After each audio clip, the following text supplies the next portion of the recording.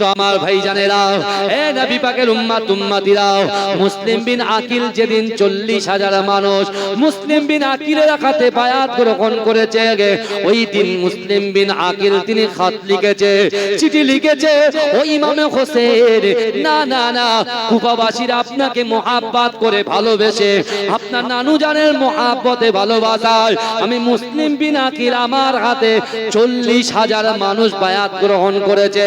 অর্থাৎ না না না, আমার চিঠি পাওয়ার সাথে সাথে আপনি অবশ্যই অবশ্যই কুফার দিকে রওনা হয়ে যান। এ যুবকেরা, যেদিন চিঠিটা ছেড়ে দিলেন, যেদিন চিঠিটা ছেড়ে দিলেন, ঠিক সেই দিনে মুসলিম বিন আকিলের কাছ থেকে একে একে মানুষ সরতে লাগলেন। এ যুবকেরা, মুসলিম বিন আকিল ফজরের নামাজ পড়ে মানুষগুলোকে যখন ডাক দিলেন, কেউ তার ডাকে সাড়া দিলেন না। এ যুবকেরা, কিছু কিছু মানুষ এসে বললেন, ও আল্লাহর রাসূলের খানদান মুসলিম বিন আকিল, না না না, আপনি লুকিয়ে যান, লুকিয়ে যান।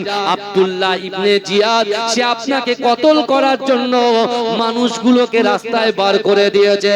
না না না, আপনি আর আমার বাড়িতে থাকবেন না। এ যুবকেরা, এ নবী পাকের উম্মতিরা, ইমাম হোসেনের চাচাতো ভাই মুসলিম বিন আকিল তিনি এমন করে কুফা নগরে প্রত্যেক বাড়িতে বাড়িতে যখন যায়, সকলে দরজা বন্ধ করে দেয়, জানালা বন্ধ করে দেয়। ও যুবকেরা, একটুখানি চিন্তা করুন, কত দিনে একদিন আগে মানুষগুলো তার জন্য পাগল পারা হয়ে গেছে, 40,000 মানুষ তার পিছনে তারা এমন করে দলবদ্ধ ভাবে সারিবদ্ধ ভাবে থেকে গেছেন। কিন্তু না না না, ইবনে জিয়াদ যখন দায়িত্ব নিল মুসলিম বিন আকিলের কাছ থেকে, প্রত্যেক মানুষেরা যখন সরে গেল, ও যুবকেরা, মুসলিম বিন আকিল বলল, ও পাপী পাশিন্য, এ কুফা নগরের মানুষেরা, না না না, তোমরা আলী হুজুরকে শহীদ করেছো, হাসান হুজুরকে শহীদ করেছো, না না না, তোমরা কেন বায়াত গ্রহণ করলে? এই নাজুক সময়ে আমি মুসলিম বিন আকিল, আমার 2 জন সন্তান তারা কন্দনরত অবস্থায় আছে। কতদিনে তারা খুশি ছিল, আজকে তাদের পাশে কেউ নাই, তাদের ক্ষুধা নিবারণ করার মতো কেউ নাই। এ যুবকেরা, মুসলিম বিন আকিল 2 জন বাচ্চাটাকে সঙ্গে করে নিয়ে এমন করে টুক টুক টুক টুক করে কুফা নগরের দিকে হেঁটে হেঁটে যায়। একজন মহিলার কাছে গিয়ে বলছে, মা, আমার 2 জন বাচ্চা আছে, মা, এই 2 জন বাচ্চাকে একটু আশ্রয় দেন। না না না না না, সর্বনাশ হয়ে গেছে, আমি চিঠি লিখেছি ইমাম হোসেন কুফা নগরে আসবে, কিন্তু ইমাম হোসেনকে আমি কেমন করে বারণ করব? কুফাবাসী তো আমার পাশে আর কেউ নাই, আল্লাহর রাসূলের আহলে বাইত, আল্লাহর রাসূলের খানদান, আল্লাহর রাসূলের নওয়াসা, ইমাম হোসেন কুফাতে আসবে, কিন্তু আমি কেমন করে তাকে নিষেধ করব? এ যুবকেরা, যে মহিলাটা এই মুসলিম বিন আকিলকে বাড়িতে আশ্রয় দিয়েছে, তার বাচ্চাগুলোকে আশ্রয় দিয়েছে, ওই বাড়িরই সন্তান, ওই মায়েরই সন্তান, সে ইবনে জিয়াদের দরবার থেকে ঘোষণা পেয়েছে যে মুসলিম বিন আকিলকে যারা ধরে দেবে তাকে বিশাল বড় একটা পুরস্কার দিয়ে দেওয়া হবে। কিন্তু আমার ভাইজানেরা, এ নবী পাকের উম্মতিরা, একটু ভালো করে বোঝার চেষ্টা করেন, বিশ্ব নবী রাসূলুল্লাহ সাল্লাল্লাহু আলাইহি ওয়াসাল্লামের নওয়াসা ইমাম হোসেন হুজুরের চাচাতো ভাই মুসলিম বিন আকিলকে ওই আম্মা জান যখন দেখিয়ে দিলেন, ও যুবকেরা, ওই পাপী পাপিষ্ট ছেলেটা সে এমন করে গোপনে গোপনে রাতের বেলায় আব্দুল্লাহ ইবনে জিয়াদের কাছে পৌঁছে গিয়ে বলছেন, আপনি আমাকে কত দেবেন আগে বলেন, আপনি যদি আমাকে বেশি অর্থ সম্পদ দিতে পারেন, তাহলে আমি মুসলিম বিন আকিলকে তার সাথে তার 2 জন সন্তানকে আপনার হাতে, আপনার সৈন্যর হাতে তুলে দেব। আব্দুল্লাহ ইবনে জিয়াদ বলছে, তুমি যা চাইবে দেওয়া হবে, আগে তাকে খোঁজটা দাও, মুসলিম বিন আকিলকে এমন করে ধরিয়ে দাও। এ যুবকেরা, ওই যুবকটা কি করলেন? আব্দুল্লাহ ইবনে জিয়াদের কিছু সৈন্য তরোয়াল নিয়ে এমন করে ওই যুবকের বাড়ির সামনে দাঁড়িয়ে আছে। এমন করে আল্লাহর রাসূল সাল্লাল্লাহু আলাইহি ওয়াসাল্লামের নওয়াসা ইমাম হোসেন হুজুরের চাচতো ভাই মুসলিম বিন আকিলকে গলার কলারটা ধরে বাইরে বার করে দিয়েছে। ও যুবকেরা, তার মা চিৎকার করে বলছে, ও ছেলে গো, এই সর্বনাশ তুমি করো না। আল্লাহর রাসূলের খানদানকে এরকম ভাবে কুরুচিকর ব্যবহার করো না বাবা। এ যুবকেরা, মুসলিম বিন আকিল কি করলেন? ওই সময় থেকে ওই কাফেরদের সামনে, ওই ইয়াজিদ বাইরের সামনে বলছে, তোরা দাঁড়িয়ে যাও, অত সহজ নয়। আমি মুসলিম বিন আকিলকে আব্দুল্লাহ ইবনে জিয়াদের দরবারে নিয়ে যাবে, কিন্তু নিয়ে যাওয়ার আগে আমার সঙ্গে যুদ্ধ করতে হবে, আমার সঙ্গে লড়াই করতে হবে। না না না, আমি বাতিলের কাছে কখনো মাথা নত করব না।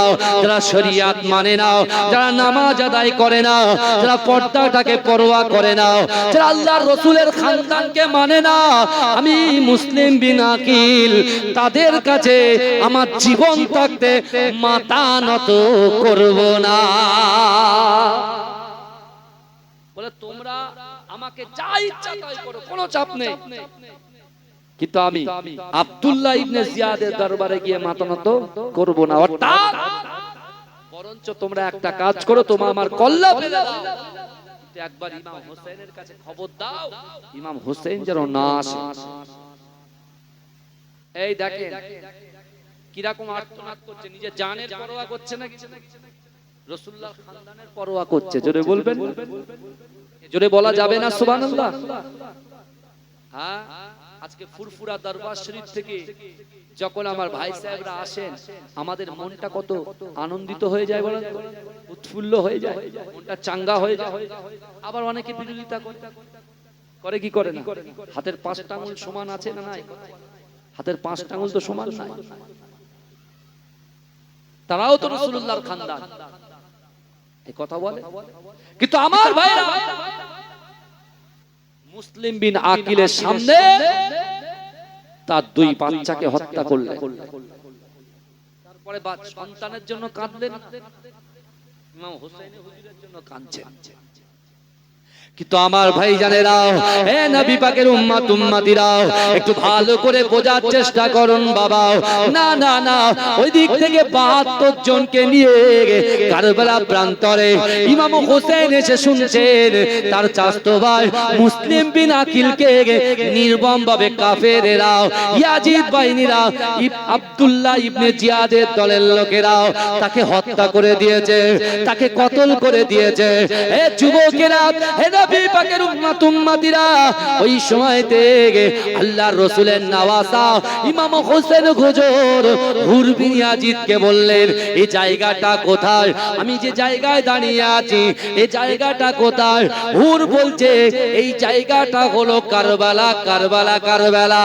ও যুবকেরা, যেই দা কারবালার নামটা শুনলেন, ইমাম হোসেন বলছে, না না না, আমি এই কারবালা প্রান্তরে শহীদ হব এটা তো আমি জানি, আমার নানা জান, আমার আম্মা জান, আমার আব্বা জান সবাই জানে, কিন্তু না না না, আমি তো কুফার মানুষের ডাকে সাড়া দিয়ে এসেছি, আমি তো কুফাতে লড়াই করতে আসি নাই, যুদ্ধ করতে আসে নাই।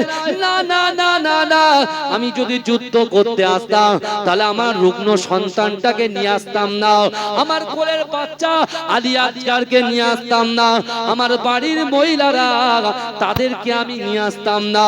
হুর বিন ইয়াজিদ বলছে, না না, আমি আপনার নানা জানকে মহব্বত করি, আমি আপনার নানা জানের কালেমা পড়ে, বরঞ্চ আপনি একটা কাজ করুন, আপনি আমার সঙ্গে কথা বলুন, আর রাতের বেলা আপনি চলে যান, আপনি আপনার নির্দিষ্ট গন্তব্য জায়গায় চলে যান। আমাকে যদি জিজ্ঞাসা করা হয় আমি বলে দেব রাতের অন্ধকারে কোন দিকে গেছে আমি কিছুই জানি না। তো আমার ভাই জানেরা, এ নবী পাকের উম্মত উম্মতিরা, এ নবী দেবানারা, হযরত আদম আলাইহিস সালাতু ওয়াস সালামকে আমার আল্লাহ পাক শ্রীলঙ্কায় পাঠিয়ে দিয়েছে। মা হাওয়া আলাইহিস সালাতু ওয়াস সালামকে আল্লাহ পাক জিদ্দায় পাঠিয়ে দিয়েছে। ও যুবকেরা, 350 বছর কান্না করেছে আমাদের আদি পিতা বাবা আদম আলাইহিস সালাতু ওয়াস সালাম। 350 বছর কন্দন করার পরে আরাফাতের ময়দানে আমার আল্লাহ পাক একটা দোয়া দিয়েছিলেন, রব্বানা যালামনা আনফুসানা ওয়া ইল্লাম তাগফির লানা ওয়া তারহামনা লানাকুনান্না মিনাল খাসিরিন। এ যুবকেরা, এ নবী পাকের উম্মত উম্মতিরা, এই মুহররম মাসের 10 তারিখে আমার আল্লাহ পাক রব্বুল আলামিন আম্মা জান হাওয়ার সঙ্গে বাপ আদমের সাক্ষাৎ করিয়েছিলেন এবং 350 বছর কাঁদার পরে আল্লাহ রাসূলের ওসিলা নিয়ে দোয়া চেয়েছেন। এ যুবকেরা, এই ইয়ামুল আশুরা রাতে অর্থাৎ মাহে মুহররমের 10 তারিখে আল্লাহ পাক রব্বুল আলামিন হযরত আদম আলাইহিস সালাতু ওয়াস সালাম যে ভুল করেছিলেন সেই ভুলটাকে আমার আল্লাহ পাক 350 বছর পরে এই মুহররম মাসের 10 তারিখে আমার আল্লাহ পাক ক্ষমা করে দিয়েছে। জোরে বলবেন না, একটু চিৎকার দিয়ে বলবেন না সুবহানাল্লাহ। ভাইজান, গলার আওয়াজ না পেলে কিন্তু আমার আওয়াজ পাবেন না, বুঝতে পারছো? একটু কাছাকাছি আসে। আর তোমরা যা করে দিয়েছো লোক কি করে দেখবে আমি তো বুঝতে পারছি না, বুঝতে পারছেন না? একটু সাইড দিয়ে করতে হয়, এইভাবে দিলে লোক শুনবে কি করে, জানবে কি করে? সব তো পালাবে রাগ করে। একটু দুরূদ শরীফ পড়েন, আল্লাহুম্মা সাল্লি আলা। আওয়াজ আমার কান পর্যন্ত পৌঁছাবে না, দরুদের আওয়াজ একটু জোরে জোরে পড়ে।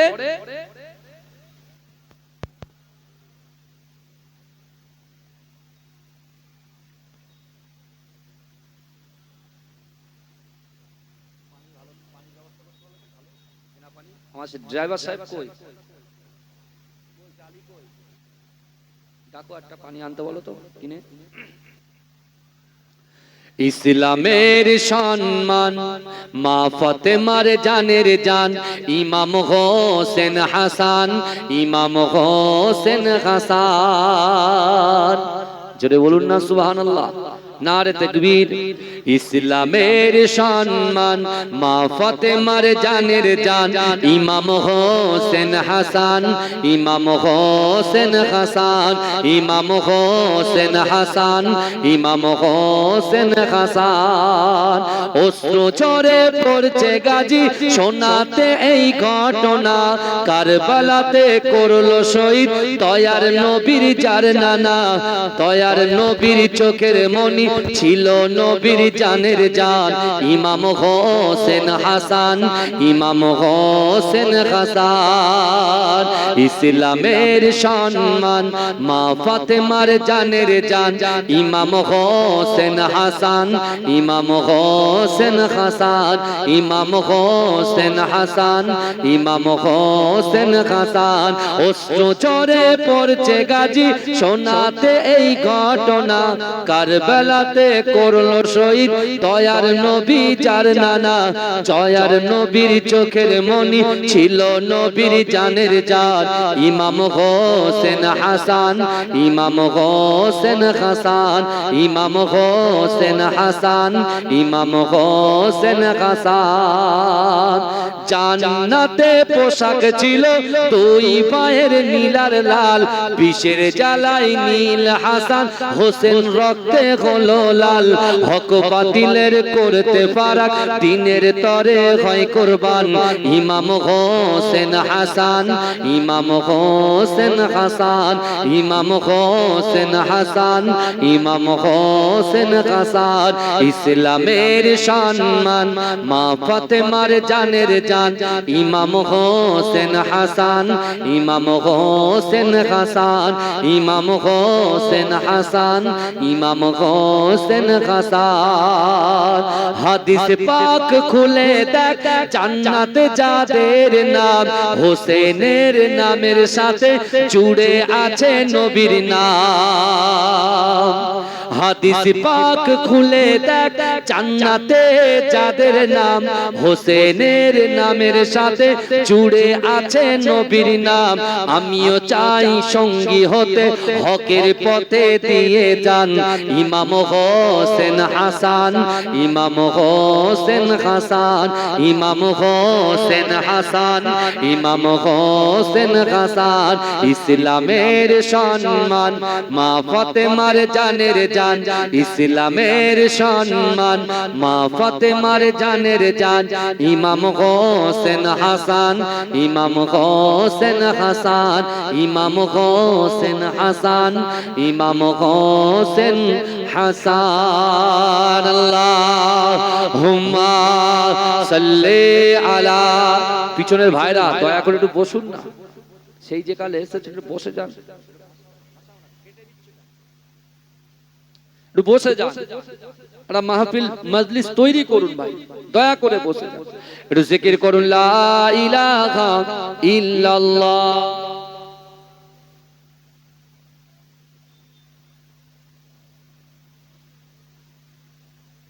আমার বাবাজিরা ভাই যে কথা আমি আপনাদেরকে বলছিলাম তাহলে আজ এমনই একটা দিন আজ এমনই একটা রাত যে রাতে আল্লাহ তওবা কবুল করে নেয় জোরে বলুন না এই জোরে বলবেন এই মুহররম মাসে দুটো রোজা আছে বাবাজি এই দুটো রোজা যারা করবে আগামী 1 বছরে রোজা করার সওয়াব পাবে জোরে বলেন আমার অনেক মা বোনেরা এই রোজা করেছেন অনেক ভাইয়েরা রোজা করেছেন কিন্তু আমার ভাইরা আজকে আমরা যারা এই কারবালা বিশেষ করে আপনাদের এই মুহররম মাঠ এই মাঠে যারা বসে আছি আমাদের জানতে হবে যে বাপ মা যদি ভালো হয় সন্তান ভালো হবে কথা ঠিক না বল বাপ মায়ের আদর্শ সন্তানের জন্য কি পরিপূরক অর্থাৎ সব বাপ মা যদি ভালো হয়ে যায় সন্তান ভালো হয়ে যাবে জোরে বলুন না সুবহানাল্লাহ কিন্তু আমার ভাইরা আলে বায়েত পাক পাঞ্জাতনের কথা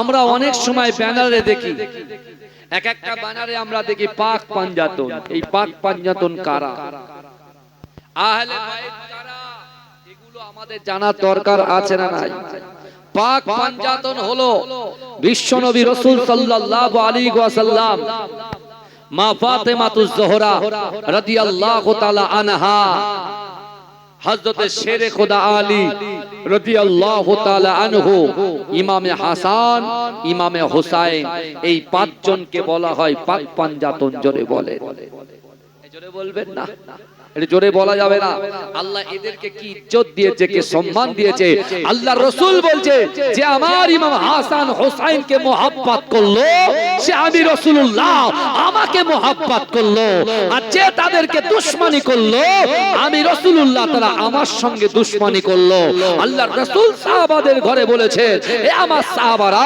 আমার ইমাম হাসান আমার ইমাম হুসাইন হচ্ছে জান্নাতের যুবকদের সরদার জোরে বলুন না সুবহান জোরে বলা যাবে না জোরে হবে না সুবহানাল্লাহ আর রাসূল আবার বলছেন আমার ইমাম হাসান ইমাম হোসেন জান্নাতের মধ্যখানে দুটি নাম জোরে বলুন না সুবহানাল্লাহ কিন্তু আমার ভাই জানেরা এ নবী পাকের উম্মত উম্মতিরা এ নবী দেওয়ানারা বিশ্ব নবী রাসূলুল্লাহ সাল্লাল্লাহু আলাইহি ওয়াসাল্লাম যখন রাতের অন্ধকারে উম্মত করে কাঁদতেন আম্মা জান ফাতেমাতুজ জোহরা রাদিয়াল্লাহু তাআলা আনহা আল্লাহর রাসূলকে এত mohabbat করতেন এত ভালোবাসতেন এত প্যার করতেন আমার বিশ্ব নবী রাসূলুল্লাহ যেমন উম্মত বলে কাঁদতেন আল্লাহ রাসূলের কন্যা ইমাম হাসান হুসাইনের আম্মা জান মা ফাতেমাতুজ জোহরা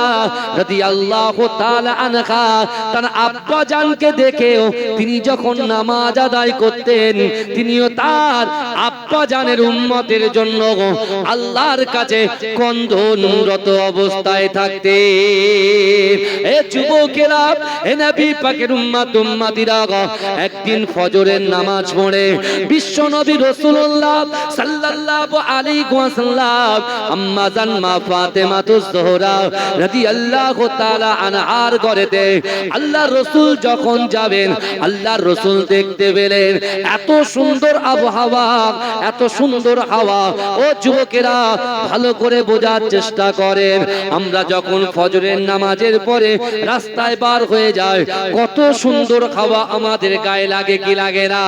এ যুবকেরা ওই হাওয়াটা রাসূল যখন পায়, ওই বাতাসটা রাসূল যখন পায়, আল্লাহ রাসূল মনে মনে চিন্তা করছে আল্লাহ পাক যে এত বড় নিয়ামত আমাদেরকে দিয়েছে, এই নিয়ামতের হক আদায় করার জন্য আল্লাহ রাসূল ঠিক করলেন যে না না না আমি রাসূলুল্লাহ জিকির করব, আর আমার সঙ্গে আমার চাদরের ভিতরে আমার নওয়াসা ইমাম হুসাইন, ইমাম হাসান, শেরে খোদা আলী, আমার কন্যা ফাতেমাতুজ জোহরা রাদিয়াল্লাহু তাআলা আনহা, এদের সকলকে নিয়ে আমি রাসূলুল্লাহ আল্লাহ আল্লাহর জিকির করব। এজন্য বলুন না সুবহানাল্লাহ। ভালো করে বোঝে জিকির শুধু আমরা করি না, রাসূলুল্লাহ করেছেন। কাদেরকে নিয়ে করেছে? কারবালার প্রান্তরে যে ইমাম হোসেন হুজুর শহীদ হয়েছেন তাকে রাসূলুল্লাহ চাদরের ভিতরে বসিয়ে রাসূল জিকির করিয়েছেন। জোরে বলেন না সুবহানাল্লাহ।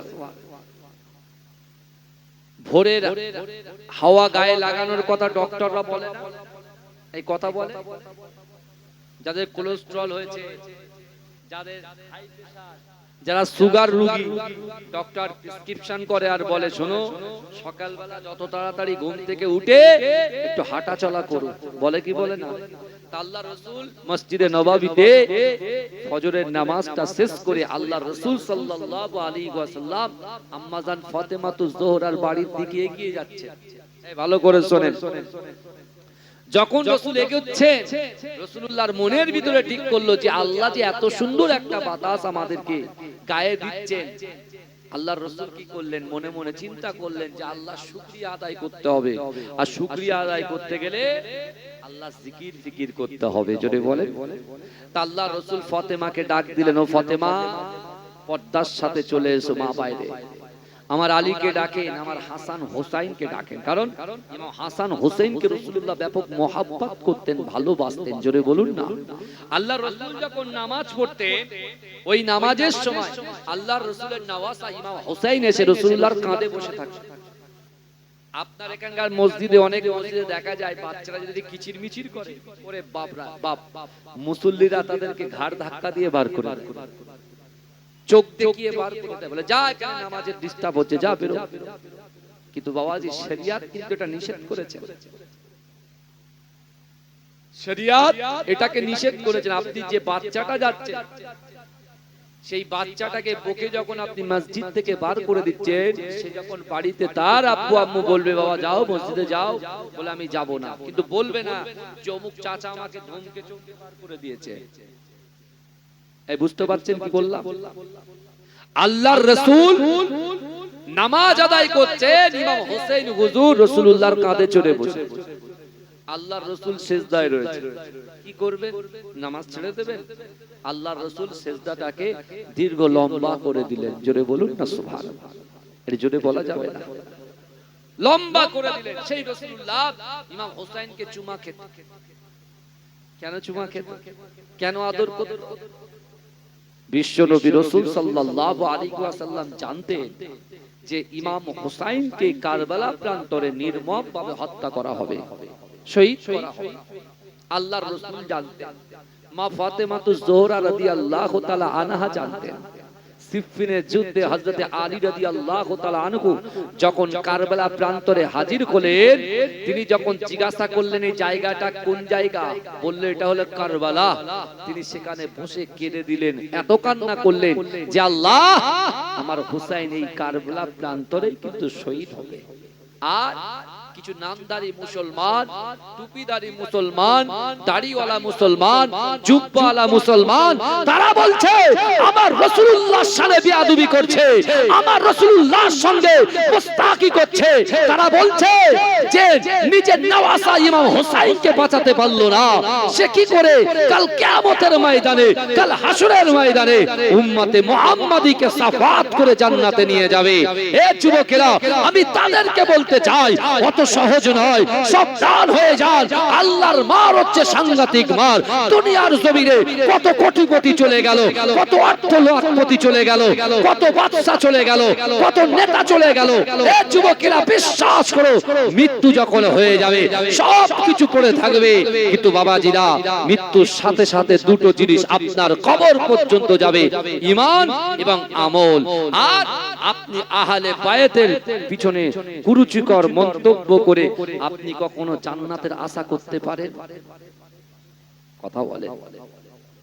আমি নামাজ পড়ি, আমি রোজা করি, আমি হজ করি, আমি যাকাত দিই, কিন্তু আমি আমার রাসূলুল্লাহর শানে কুরুচিকর মন্তব্য করি, আহলে বায়াতের নামে কুরুচিকর মন্তব্য করি, এই আমার নামাজ কবুল হবে? কথা বলেন। কখনো হবে না, কখনো হবে না। আল্লাহর নির্দেশ তাদের জন্য, বান্দার জন্য আল্লাহ নির্দেশ করেছেন। কি বলছেন? কুল ইন কুনতুম তুহিব্বুনাল্লাহ ফাত্তাবিউনি ইউহিব্বুকুমুল্লাহ। আল্লাহ বলছে আমার হাবিব, এ আমার দোস্ত, আমার বান্দা বান্দীকে জানিয়ে দেন যারা আমি আল্লাহ, আমাকে মুহাব্বত করতে চায়, আমাকে ইত্তেবা করতে চায়, আমাকে ভালোবাসতে চায়, আমাকে ভালোবাসার আগে আপনাকে যেন মুহাব্বত করে, আপনাকে যেন ভালোবাসে। আর যারা আপনাকে ভালোবাসবে আমি আল্লাহ তাদেরকেও ভালোবাসবো। শুধু ভালোবাসবো না, তাদের জিন্দেগি জীবনের সমস্ত রকম গুনাহ খাতাগুলোকে ধুয়ে মুছে সাফ করে দেবো। জোরে বলেন, জোরে বলবেন না? আর সেই রাসূল নিজের জবান থেকে বলছেন যে আমার আহলে বায়াতকে মুহাব্বত করলো, সে আমি রাসূলকে মুহাব্বত করলো। আর যে আহলে বায়াতের বিরোধিতা করলো সে আমি রাসূলুল্লাহর বিরোধিতা করলো। আচ্ছা, এবার আপনি বলেন, আল্লাহর রাসূলের বিরোধিতা করলে আপনি কি জান্নাতের আশা করতে পারবেন?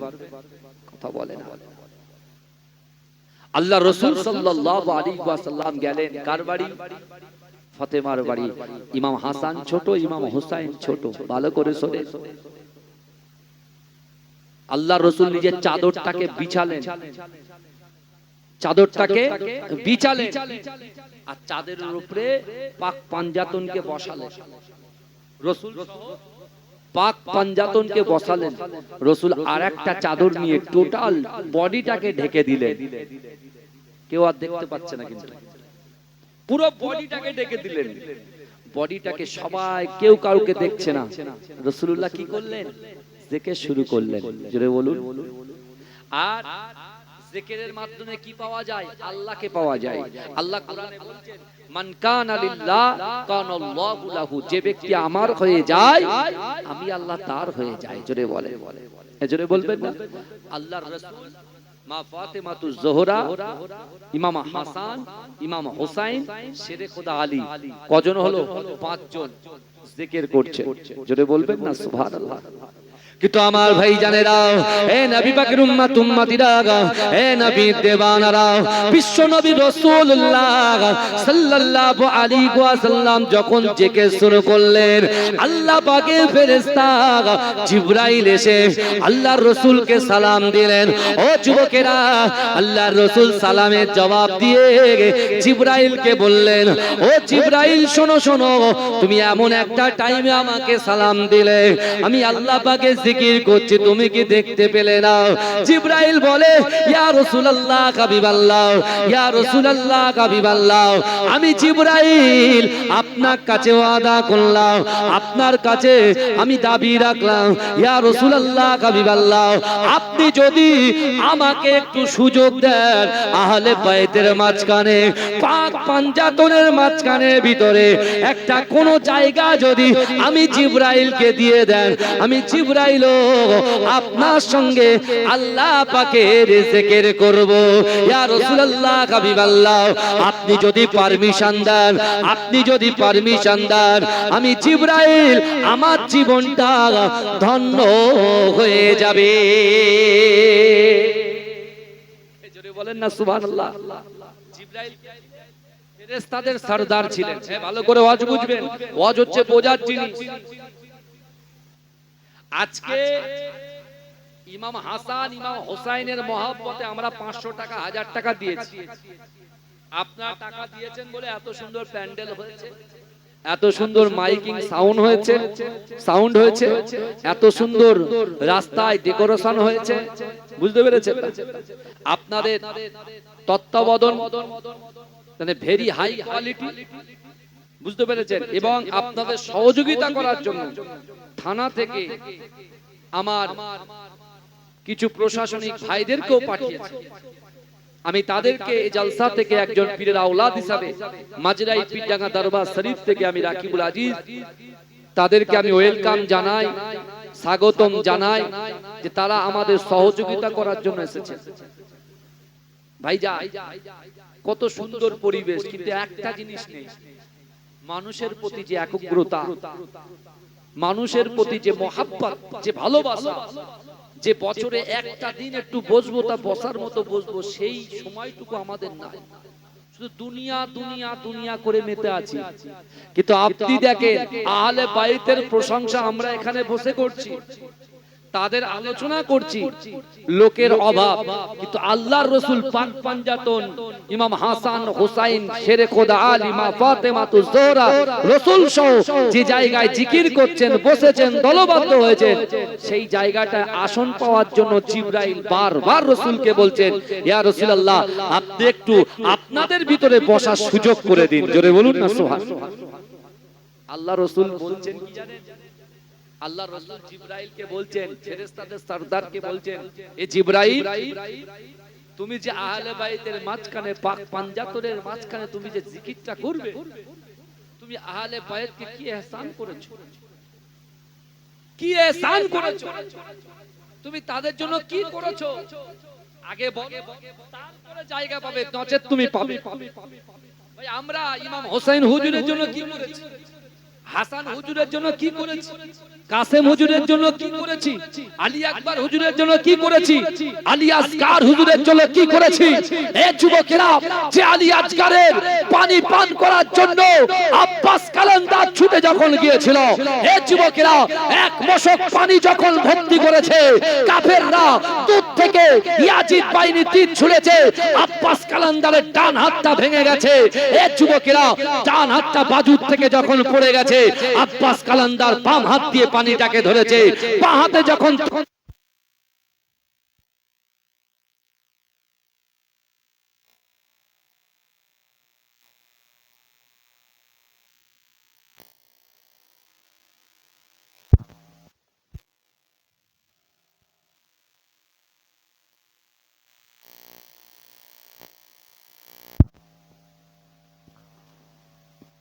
আমার ভাইরা ভালো করে বোঝেন, এই আলী আসগার হুজুর দুধের বাচ্চা পানির জন্য গলা শুকিয়ে যাচ্ছে, ইহসান কি করেছে দেখেন। আর আমরা কি করছি? বহাল তবিয়াতে মিনি মার্কেটে ঘোরাফেরা, একটা কখন গজল বলবো সেটা শুনতে আসবে, ওয়াজ শুনতে আসবে না। বুঝতে পারছেন না কি বলছি? কখন একটা গজল বলবো সেটা শুনতে আসবে, কিন্তু ওয়াজ শুনতে আসবে না। আজকে দেখুন আহলে বাইতের জন্য আমরা কি করেছি, কিচ্ছু করতে পারিনি। আল্লাহর রাসূল জিবরাইলকে জিজ্ঞাসা করছেন, তুমি আহলে বাইতকে কি ইহসান করেছো, কি উপকার করেছো? আব্বাস কালান্দার কি উপকার করেছে? যুবকেরা, আব্বাস ওই মশানি দিয়ে কোন তিনি ডান হাত ধরে রেখেছে, তার বাহু ডান হাত কেটে দিয়েছে, বাঁ হাত দিয়ে পানিটাকে ধরে রেখেছে। জোরে বলুন, এই জোরে বলতে হবে, এটা চিৎকার দিয়ে বলতে হবে। ডান হাত যখন কেটে দিয়েছে ভাই, মুখ দিয়ে ধরে রেখেছে, মুখ দিয়ে মুখ দিয়ে একটা দাঁত দিয়ে চেপে রেখেছে, আর যখন দাঁতের তীর নিক্ষেপ করেছে তাতে যখন পেটে বেরিয়ে গেছে বাহু দিয়ে ওই পানিটাকে ধরে রেখেছে, কিন্তু পানি সহ যখন তীর মারা হলো আব্বাস তখন বলছে, এ ইমাম হোসেন আমি আর কিচ্ছু করতে পারলাম না, আমি আর আলী আসগারের পানি পান করাতে পারলাম না। এ যুবকেরা, তখন ইমাম হোসেন হুজুর চিৎকার করে বলছে, আপনি একটু ক্ষান্ত হন, কিছুক্ষণের মধ্যে আমার নানা যান হাউজে কাউসারের পানি দিয়ে আপনাদের জন্য দাঁড়িয়ে আছে।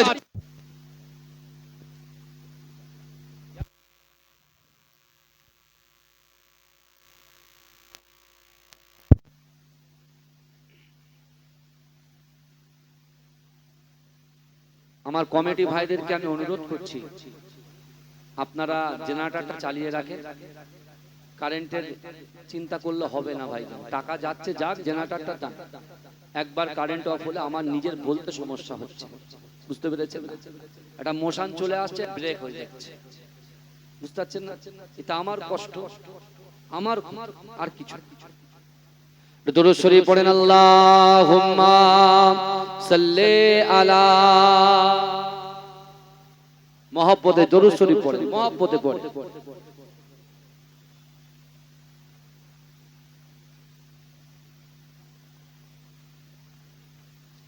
আহলে রাসূল শেরে আলীর ফুল ঘুমিয়ে গেছে জমিনে, শহীদ করিল দুশমনে।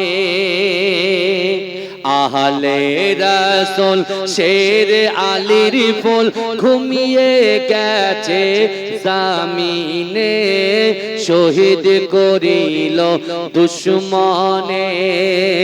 ইমাম হোসেন শহীদ হল কারবালার ওই জমিনে, শহীদ করিল দুশমনে। আহলে রাসূল শেরে আলীর ফুল ঘুমিয়ে গেছে জমিনে, শহীদ করিল দুশমনে। 10ই মুহররম জুম্মাবারের দিন যুদ্ধের দামামা বেজে ওঠে, তরোয়ার নিয়ে আলী আকবর কারবালার প্রান্তে ছোটে। লস্কর ইয়াজিদ মারিল তীর, লস্কর ইয়াজিদ মারিল তীর, আলী আকবরের বদনে, শহীদ করিল দুশমনে। আহলে রাসূল শেরে আলীর ফুল ঘুমিয়ে গেছে জমিনে, শহীদ করিল দুশমনে। ইমাম হোসেন শহীদ হল কারবালার ওই ময়দানে, শহীদ করিল দুশমনে। 10ই মুহররম জুম্মাবারের দিন যুদ্ধের দামামা বেজে ওঠে, তরোয়ার নিয়ে আলী আসগর কারবালা প্রান্তে ছোটে। লস্কর ইয়াজিদ মারিল তীর, লস্কর ইয়াজিদ মারিল তীর, আলী আকবরের বদনে, শহীদ করিল দুশমনে। হোসেনের কোলে শিশু আজকার পানির তরে কাঁদিতে রয়, পানির বদলে এজিদ সেনা তীর মারিল আজগারের সিনায়। আজগারের রক্ত ঝরে পড়ে, আজগারের রক্ত টুপিয়ে পড়ে কারবালার ওই ময়দানে, শহীদ করিল দুশমনে। 10ই মুহররম জুম্মাবারের তরবারের দিন যুদ্ধের দামামা বেজে ওঠে তরবার নিয়ে আলী আকবর কারবালার প্রান্তে ছোটে লস্কর ইয়াজিদ মারিল তীর লস্কর ইয়াজিদ মারিল তীর আলী আকবরের বদনে শহীদ করিল দুশমনে শিমুর ছিল মস্ত নামাজি আহলে রাসূলকে মানত না শিমুর ছিল মস্ত নামাজি আহলে রাসূলকে মানত না নবীর বংশ ধ্বংস করিতে দিলেতে রহম হলো না লোভ লালসায় ছুরি চালায় লোভ লালসায় ছুরি চালায় হোসেন পাকের গর্দানে শহীদ করিল দুশমনে আহলে রাসূল শের আলীর ফুল ঘুমিয়ে গেছে জমিনে শহীদ করিল দুশমনে তাহলে শিমুর যে ইমাম হোসেনকে তার গর্দানে যখন ছুরি নিক্ষেপ করছিল তরবাল নিক্ষেপ করছিল ওই শিমুর কিন্তু নামাজি ছিলেন ছিলেন কি ছিলেন না তারা কার কলেমা পড়েছিলেন আপনারা বলেন আপনি তো কারবালার ঘটনা তো শুনবো ইনশাআল্লাহ অনেকে শুনে পুরো সব মুখস্থ আছে যে পয়েন্টটি আলোচনা করছি আজকে কারবালা ঘটনা শুনতে মন চাইছে কিন্তু আহলে বাইতকে আমরা কি ইহসান করেছি ইমাম হোসেন শহীদ হয়ে যখন যাচ্ছেন শহীদ হচ্ছে তিনি উম্মতে মুহাম্মাদিকে কি বার্তা দিয়েছেন কুরুচিকর করার বার্তা দিয়েছে পরচর্চা পরনিন্দা করার বার্তা দিয়েছে হ্যাঁ মসজিদে আজান হচ্ছে ঘোরার বার্তা দিয়েছে নামাজ না পড়ে এই কথা বলেন আপনি চিন্তা করেন তো ইমাম হুসাইনের সঙ্গে ৭২ জন ছিল তার ভিতরে নারী ছিল বাচ্চা ছিল কে ছিলেন ইমাম হুসাইন হুজুরের নিজের বোন জাইনাব ছিলেন এ বুঝতে পারছেন তিনি বেপরদায় কি বাইরে এসেছেন একবার কথা বলেন আর আমাদের বাড়ি যখন কেউ ইন্তেকাল হয়ে যায় কিভাবে কান্নাকাটি করে বলেন আচার খায় আচার খায় আর কবরে যখন রাখে আল্লাহকে বলে আল্লাহ আপনার জিনিস আপনার কাছে ফিরিয়ে দিলাম যখন মানুষ ইন্তেকাল করে তখন মনে পড়ে এটা আল্লাহর জিনিস আর যখন বেঁচে থাকে তখন বলে আমার জিনিস কি বুঝছেন কথা বলেন না বাবা আল্লাহর রাসূল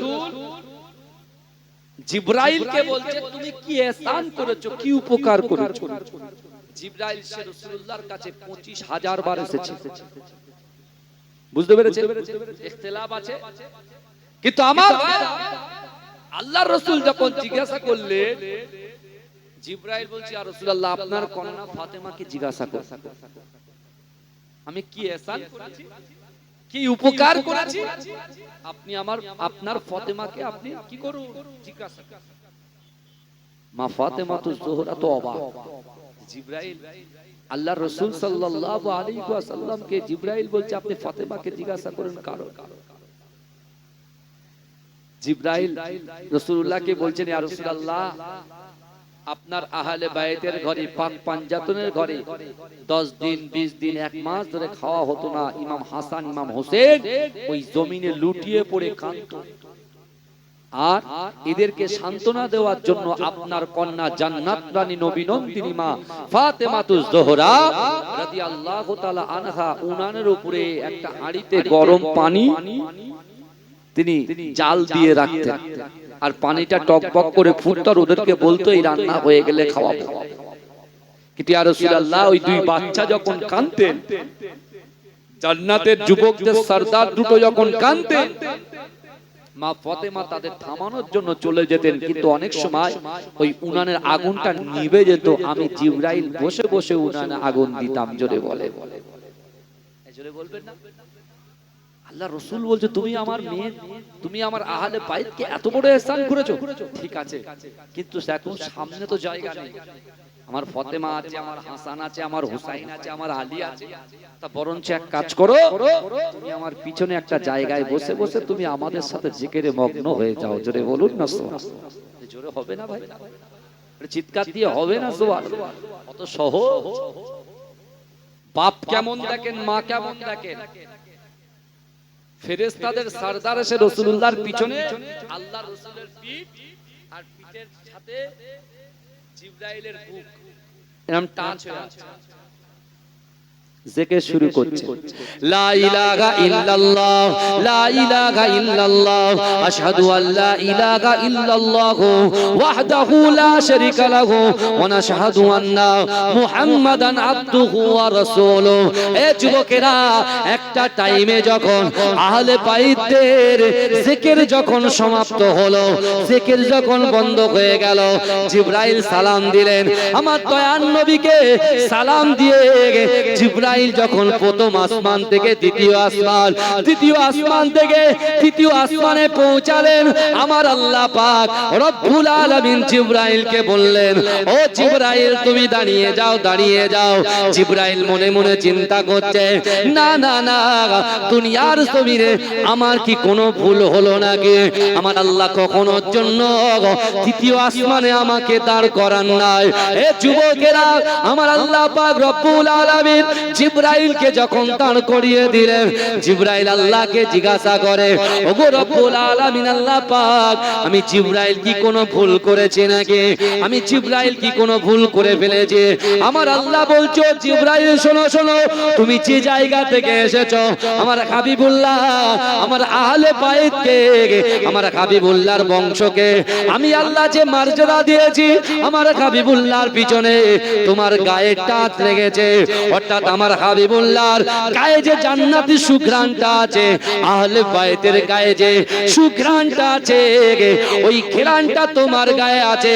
অর্থাৎ প্রথম আসমান ওই ঘ্রাণে ছয়লাভ হয়ে গেছে, দ্বিতীয় আসমান ঘুরিয়ে গেছে, তৃতীয় আসমানে তুমি যখন এসেছো, আমি আল্লাহ পাক রব্বুল আলামিন আমার হাবিবুল্লাহর এই সুঘ্রাণটা অন্য অন্য ফেরেশতাদের নেওয়ার জন্য আমি আল্লাহ পাক সকল ফেরেশতাদেরকে হুকুম করলাম, যাও যাও যাও, আমার জিবরাইলের কাছ থেকে তোমরা একটু মুসাফা করে এসো।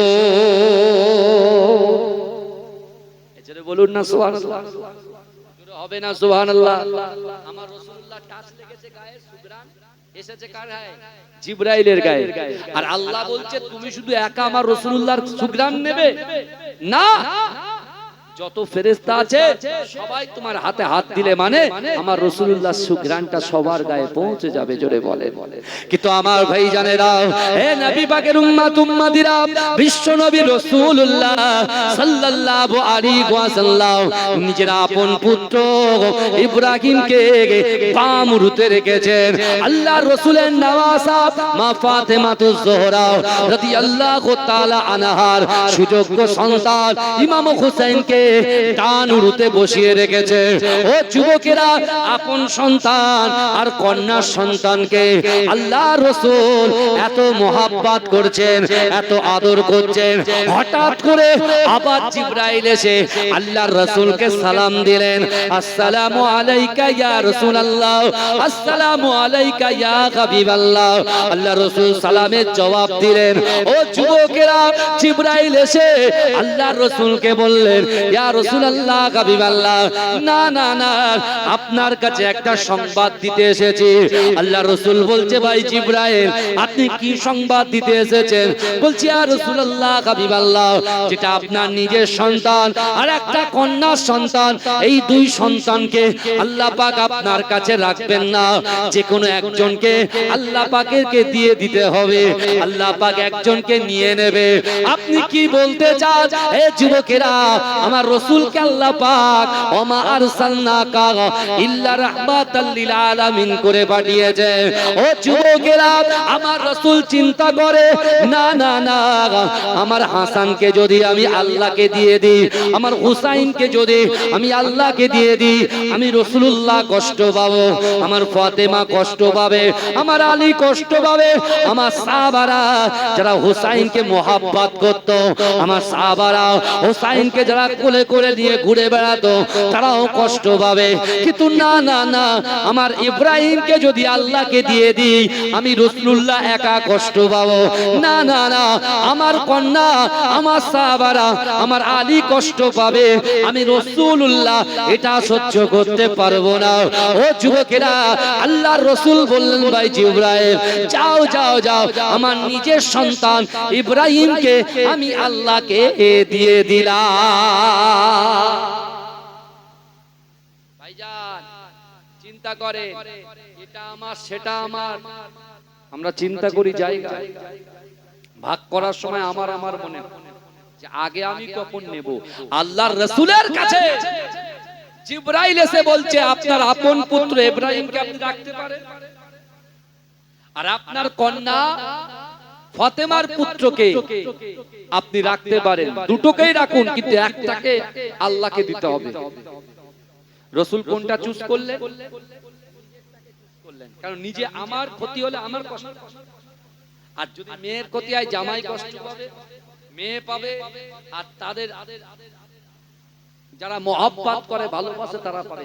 রাসূল নিজের কষ্টটাকে নিজে মেনে নিলেন। আর আল্লাহর রাসূল সাল্লাল্লাহু আলাইহি ওয়াসাল্লাম সাহাবাদেরকে ডেকে ডেকে বলতে, এ আমার সাহাবারা দেখো, আমার হুসাইন আমার কোলে আছে, কারণ আমি আমার হুসাইনের জন্য, হুসাইনের ভালোবাসার জন্য আমি আমার নিজের আপন পুত্রকে আমি আল্লাহকে দিয়ে দিয়েছি, কুরবান করে দিয়েছি। জোরে বলে সেই ইমাম হুসাইন আস্তে আস্তে বড় হচ্ছে, আল্লাহর রাসূল জানতেন ইমাম হুসাইনকে নির্মমভাবে হত্যা করা হবে, শহীদ করা হবে। বাবাজি, আল্লাহর রাসূল সাল্লাল্লাহু আলাইহি ওয়াসাল্লাম পর্দা নেবার পরে ইমাম হাসান হুজুরের পরে কি হইলে, যখন আস্তে আস্তে মুয়াবিয়া যখন খলিফা হলেন, তার পুত্র ইয়াজিদ, তাই তো নাকি কথা বলে, তার পুত্র ইয়াজিদ যখন মাসনাদে বসলেন, ভাই কিছু কিছু গোপনে গোপনে অনেক বদমাইশি মানুষের ভিতরে আছে, কিন্তু প্রকাশ্যে আসে না, আর যখন পাওয়ার পেয়ে যায় তখন প্রকাশ্যে আসে। যারা কথা বলার নয় তারা খুব কথা বলে, তাই না? বুঝতে পারছেন?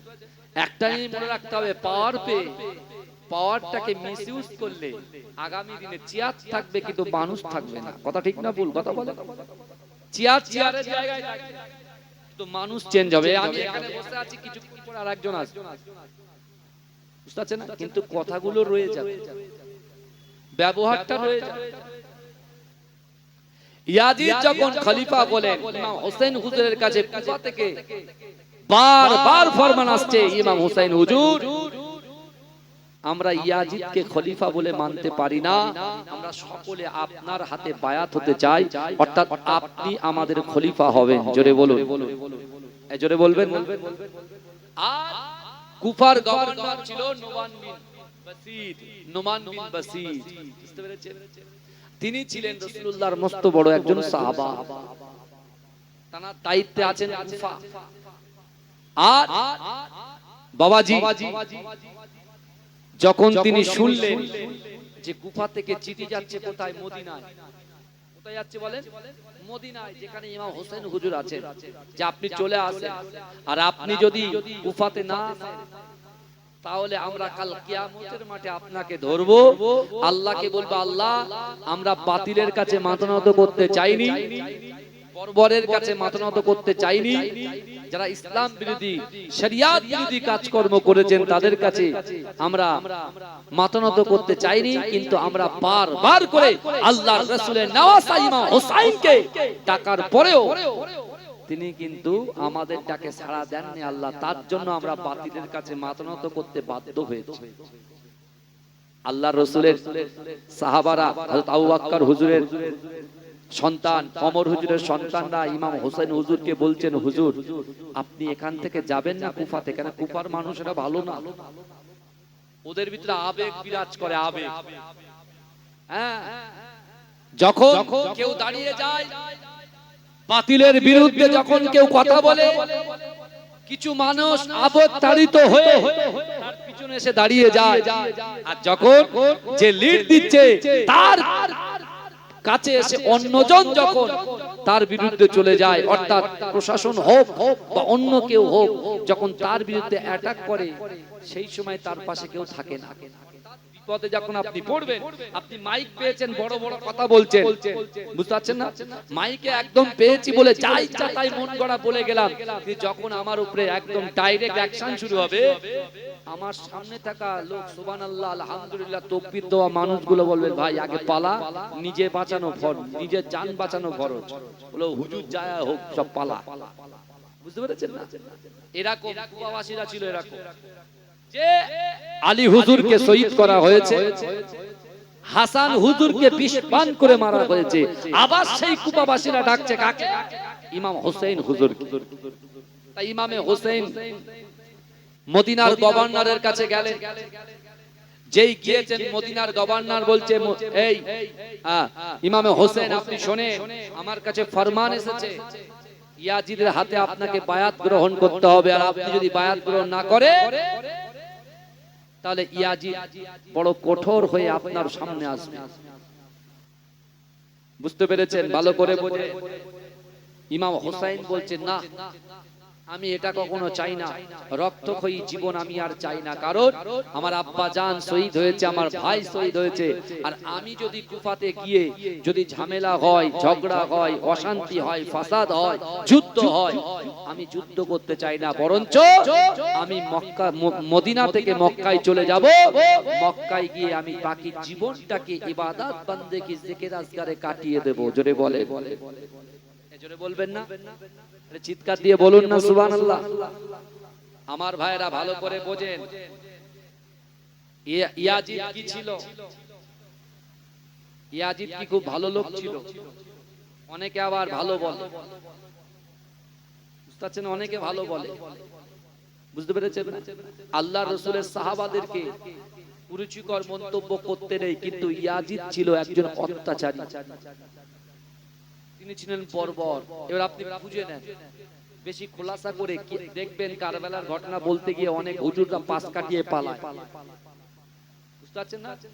বলতে গেলে অত সহজ নয়। যারা রাসূলুল্লাহকে দেখেছেন, যারা রাসূলুল্লাহ, যাদের রাসূলকে যারা দেখেছেন, তাদেরকে আবার অন্যজনরা দেখেছেন, তাদের নামে বক্তব্য দেওয়াটা অত বড় ব্যাপার নয়। পড়াশোনা করে এসে বলতে হবে, নাহলে কিন্তু এনজাম সব নিজের গায়ে আসবে। কিন্তু আমার ভাইরা আপনি চিন্তা করুন, হুসাইন যাচ্ছে কোথায়? মক্কায়।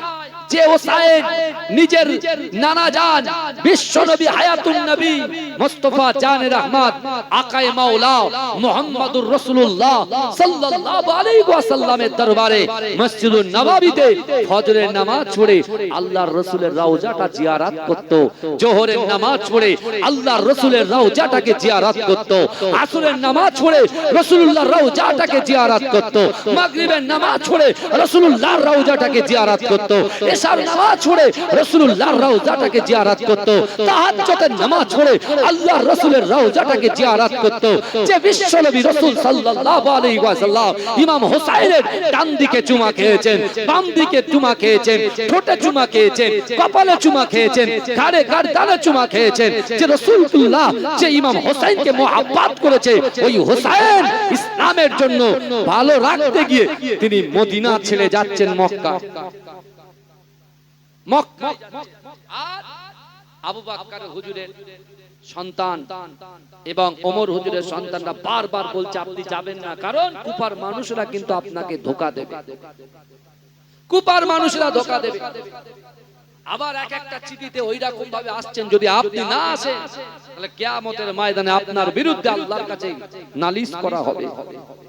তখন ইমাম হোসাইন বলছে তাহলে এক কাজ করা যাক, এত চিঠি আসছে তা অন্তত পক্ষে তারা আমার কাছে ঠিকঠাক চিঠি দিচ্ছে কি নকল দিচ্ছে কি ভুয়ো দিচ্ছে সেটা তো দেখার ব্যাপার আছে।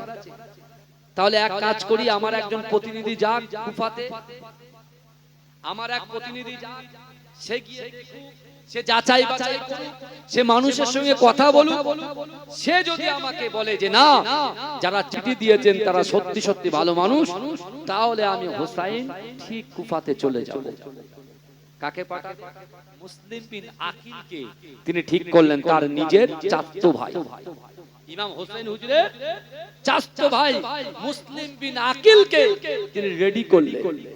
বললেন ভাই তুমি যাও, কিন্তু মুসলিম বিন আকিল যখন যাচ্ছেন তার দুটো বাচ্চা সন্তান বলছে আব্বু আপনি তো চলে যাচ্ছেন, তা আমাদেরকেও নিয়ে যান, আমরাও একটু দিন ইসলাম প্রচার করতে গিয়ে আল্লাহর কাছে অর্থাৎ রাসূলুল্লাহ সাল্লাল্লাহু আলাইহি ওয়াসাল্লামের সাথে কাল কিয়ামতের মহামাত ময়দানে এই কাজের জন্য আল্লাহর রাসূল আমাদের জন্য একটু শাফাত করে দয়ার জান্নাত পৌঁছে দেবে। জোরে বলুন না সুবহানাল্লাহ। মুসলিম বিন আকিলকে কুফাতে পাঠিয়ে দিলেন কে? ইমাম হোসেন হুজুর আর রাসূলুল্লাহর কিছু সাহাবা।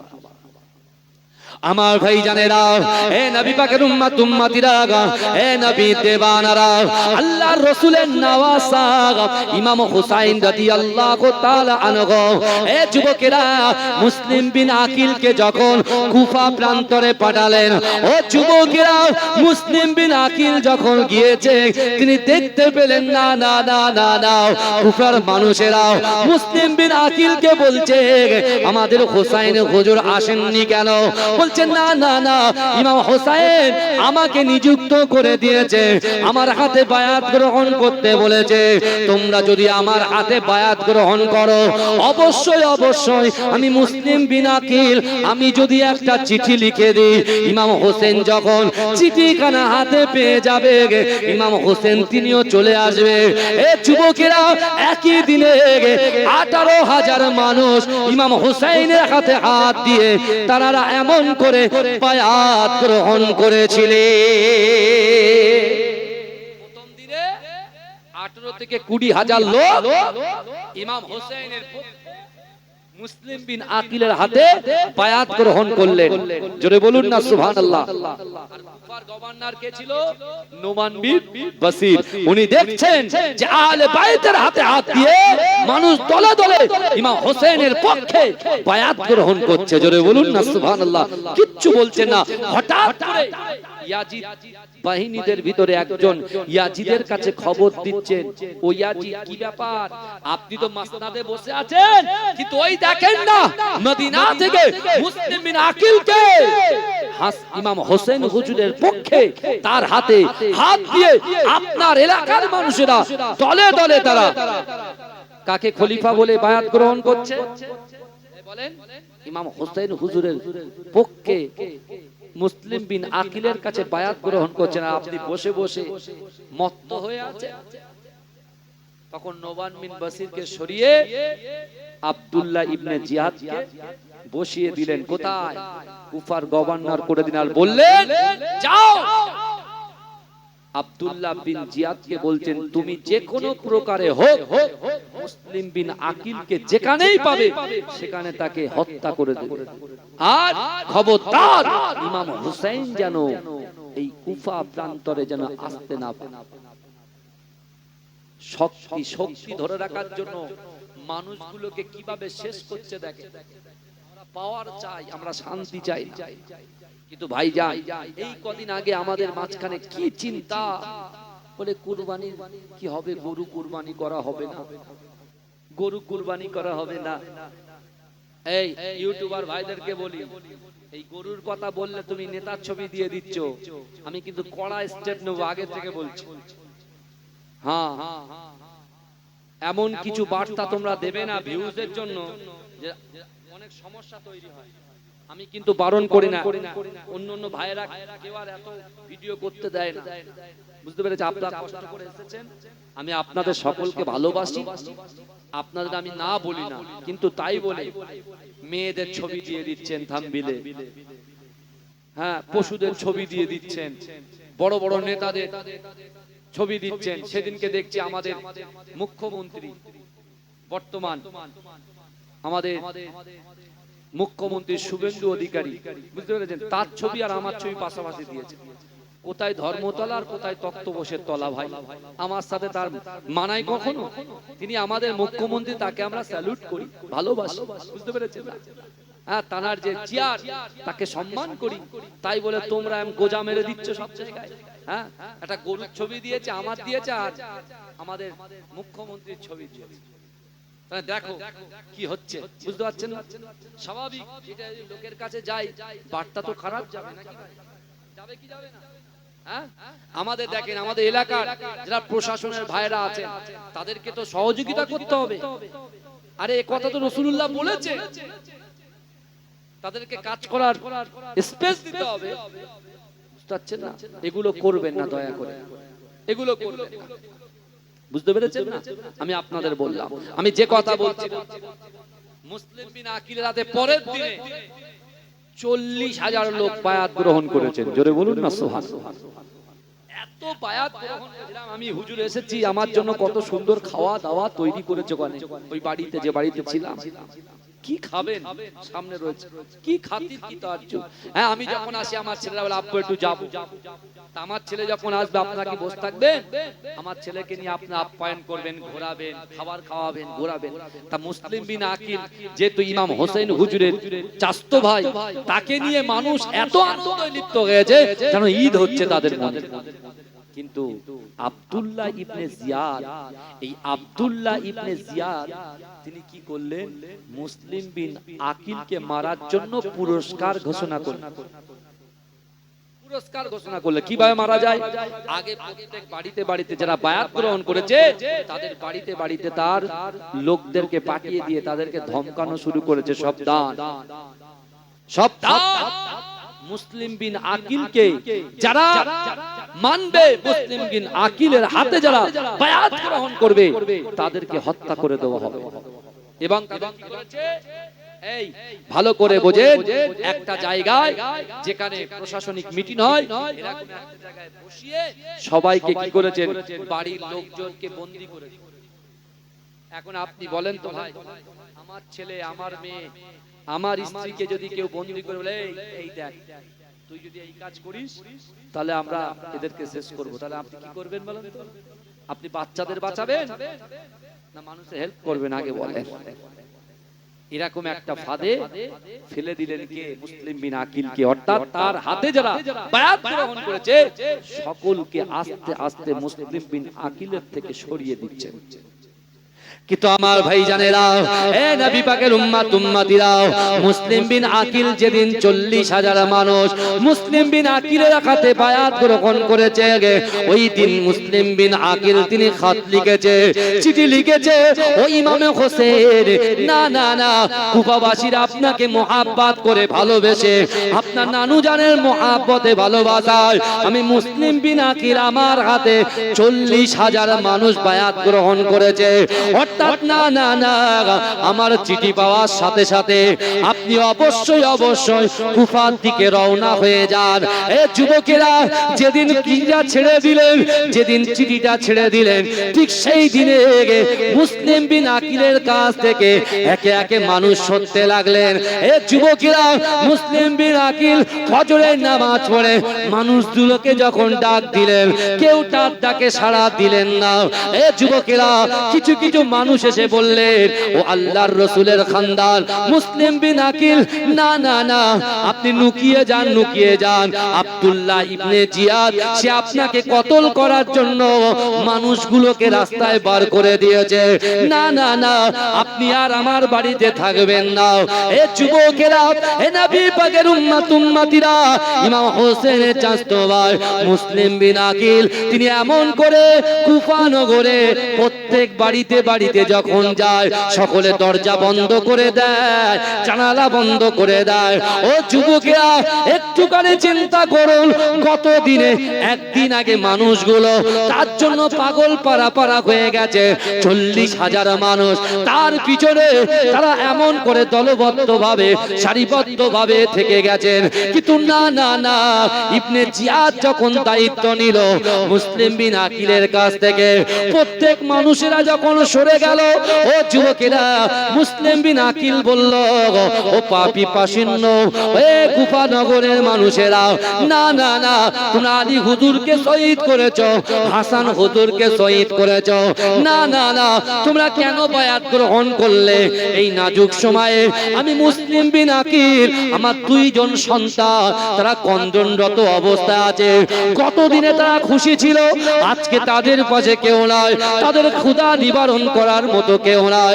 এ যুবকেরা মুসলিম বিন আকিল 2 জন বাচ্চাটাকে সঙ্গে করে নিয়ে এমন করে টুক টুক টুক টুক করে কুফা নগরের দিকে হেঁটে হেঁটে যায়। একজন মহিলার কাছে গিয়ে বলছে, মা আমার 2 জন বাচ্চা আছে, মা এই 2 জন বাচ্চাকে একটু আশ্রয় দেন। না না না না না, সর্বনাশ হয়ে গেছে, আমি চিঠি লিখেছি ইমাম হোসেন কুফা নগরে আসবে, কিন্তু ইমাম হুসাইনকে আমি কেমন করে বারণ করব? কুফাবাসী তো আমার পাশে আর কেউ নাই, আল্লাহর রাসূলের আহলে বাইত, আল্লাহর রাসূলের খানদান, আল্লাহর রাসূলের নওয়াসা, ইমাম হোসেন কুফাতে আসবে, কিন্তু আমি কেমন করে তাকে নিষেধ করব? এ যুবকেরা, যে মহিলাটা এই মুসলিম বিন আকিলকে বাড়িতে আশ্রয় দিয়েছে, তার বাচ্চাগুলোকে আশ্রয় দিয়েছে, ওই বাড়িরই সন্তান, ওই মায়েরই সন্তান, সে ইবনে জিয়াদের দরবার থেকে ঘোষণা পেয়েছে যে মুসলিম বিন আকিলকে যারা ধরে দেবে তাকে বিশাল বড় একটা পুরস্কার দিয়ে দেওয়া হবে। পুরস্কার ঘোষণা করে দিয়েছে। চোর ধরলে পুরস্কার বলে না, চায়ের দোকানে এরকম বড় বড় ফেস্টুন টাঙিয়ে দেয়, ছোট ছোট চিরকুট লিখে দেয় না, যেই ব্যক্তিকে যে খুঁজে দিতে পারবে তাকে পুরস্কৃত করা হবে, তাতে এত টাকা দেওয়া হবে। আর মুসলিম বিন আকিলকে ধরার জন্য পুরস্কার ঘোষণা করলেন আব্দুল্লাহ ইবনে জিহাদ। বুঝতে পারছেন আমার ভাইরা? ওদিকে প্রায় 72 জনকে নিয়ে বিশ্ব নবীর নওয়াসা ইমাম হুসাইন টুক টুক টুক টুক করে তিনি কুফার দিকে রওনা হয়ে গেলেন। তার ভিতরে ছিল কে? আলী আসগার, আলী আকবর, কাসেম হুজুর, রাসূলুল্লাহর খানদানের আছে। কি বুঝলেন? জাইনুল আবেদিন, সেই সময় তিনি বহুত অসুস্থ ছিল, সেই অসুস্থ অবস্থায় জাইনুল আবেদিন হুজুরকে নিয়ে তিনি আসছেন কুফা প্রান্তরে। এই শুনছেন তো আপনারা? কিন্তু আমার বাবাজিরা, ওদিকে ইবনে জিয়াদ উরবিন ইয়াজিদকে বললেন, যাও সোজা ঠিক কারবালা প্রান্তরে গিয়ে 10,000 সৈন্যকে নিয়ে অস্ত্র শস্ত্র নিয়ে দাঁড়িয়ে থাকো, ইমাম হুসাইন যেন কুফার ভিতরে প্রবেশ করতে না পারে। শুরু হয়ে গেল। মুসলিম বিন আকিলকে ওই আম্মা জান যখন তাকে পরিষেবা দিচ্ছেন, খিদমত করছেন, ঠিক সেই সময় ওই মহিলার বাড়ির সন্তানটা বাড়ি এসে বলছে, মা কি ব্যাপার বলেন তো, আপনি খুব খুশি খুশি লাগছে। বলছে, শোনো না, আল্লাহ আমার দিকে তাকিয়েছে। বলে কেন? বলে আমি আহলে বাইতকে, রাসূলুল্লাহর খানদানকে আমি একটু খিদমত করতে পারছি। জোরে বলে, মান নিয়তটা কত সফট দেখেন, মান নিয়তটা কত ভালো দেখেন, যে আহলে বাইত অর্থাৎ রাসূলুল্লাহর খানদানকে তিনি খিদমত করতে পারছেন।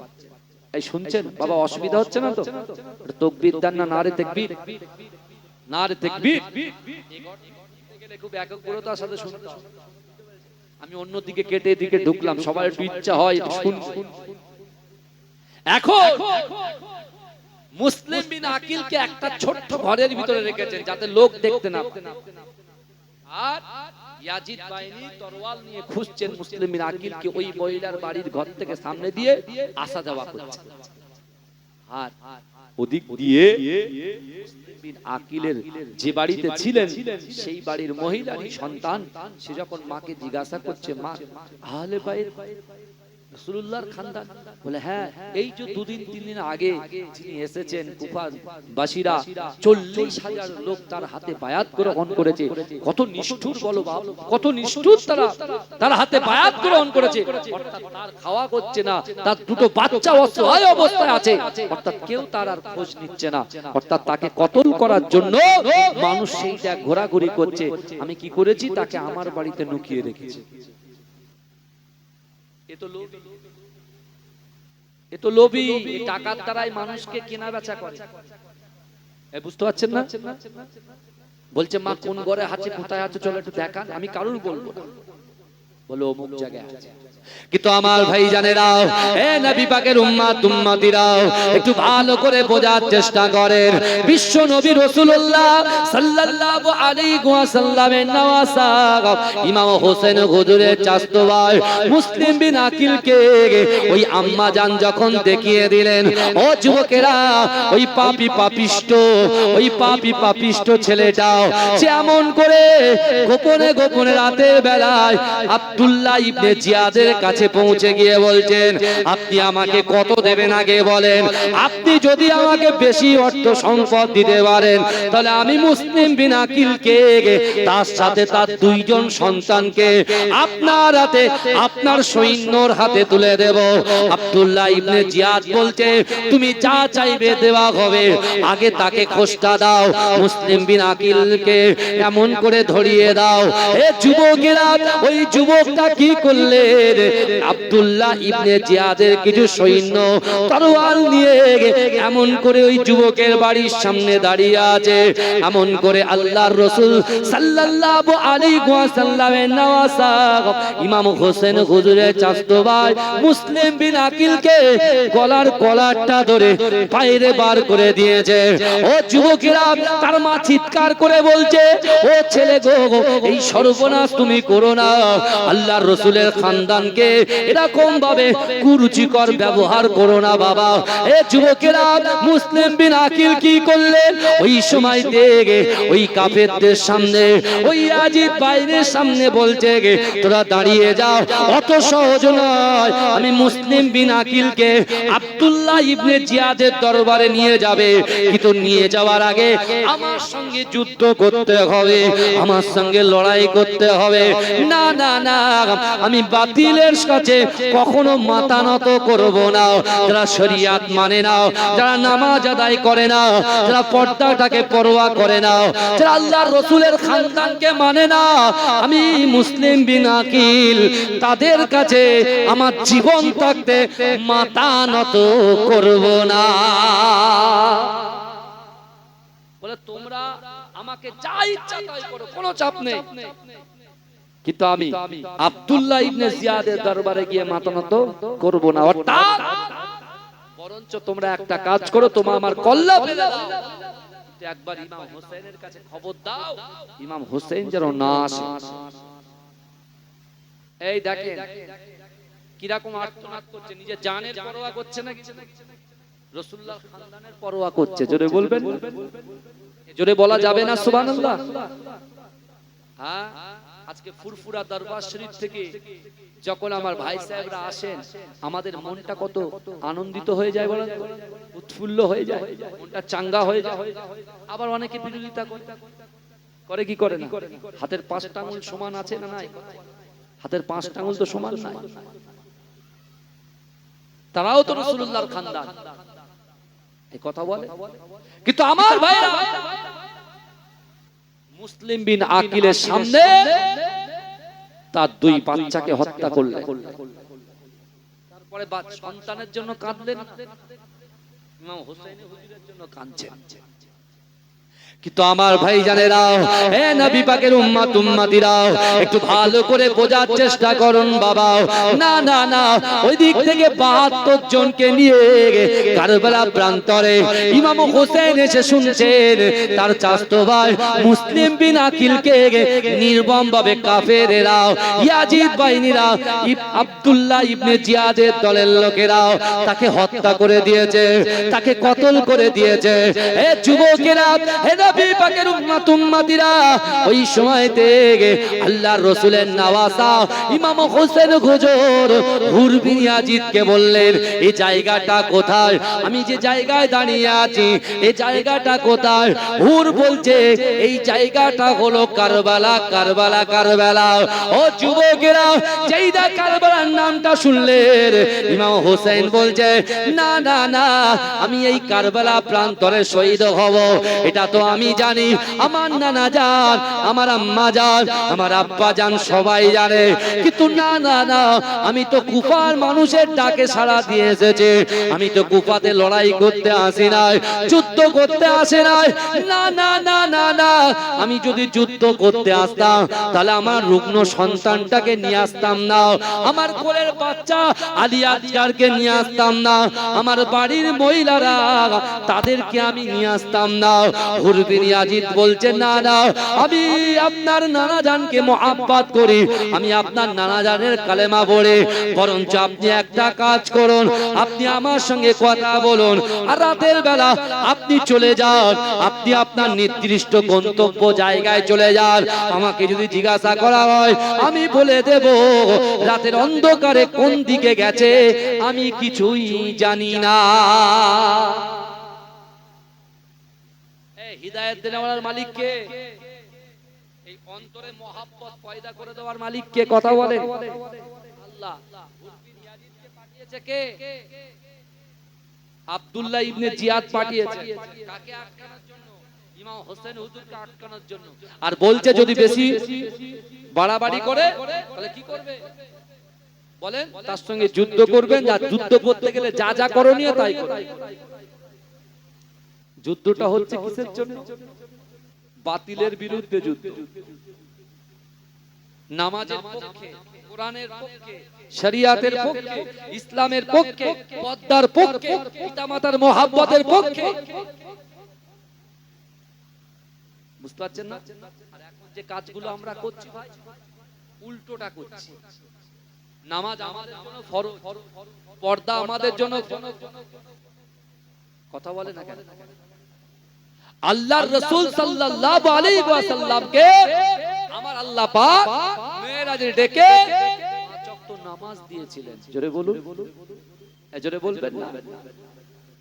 যেদিন এই শুনছে, যেদিন বাপ আদম আলাইহিস সালাতু ওয়াস সালামের 350 বছরের গুনাহটা আল্লাহ ক্ষমা করেছিলেন, ওই দিনটা ছিল ইয়ামুল আশুরা, অর্থাৎ মুহররম মাসের 10 তারিখ। আর ওই দিনে শুকরিয়া আদায় করার জন্য তিনি 2 রাকাত নামাজ আদায় করেছিলেন।